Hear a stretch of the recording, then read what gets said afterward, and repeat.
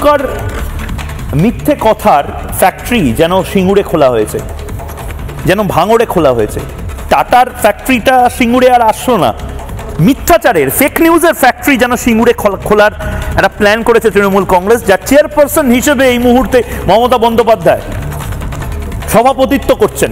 আমি এটা এক্সপেক্ট করি না প্রাইম মিনিস্টারের কাছ থেকে।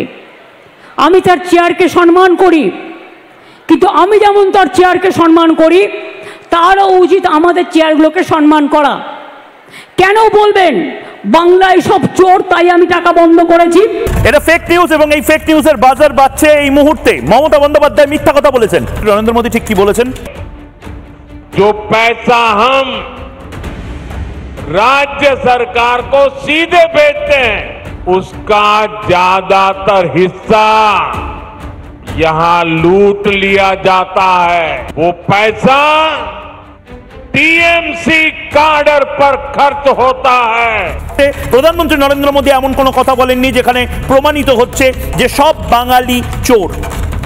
কিছু কিছু জন চোর, যেরকম জীবন কৃষ্ণ সাহা, পার্থ চ্যাটার্জি, অনুব্রত মণ্ডল, তৃণমূল কংগ্রেস হয়তো আঘাত পাচ্ছে যে তাদেরকে চোর বলা হচ্ছে।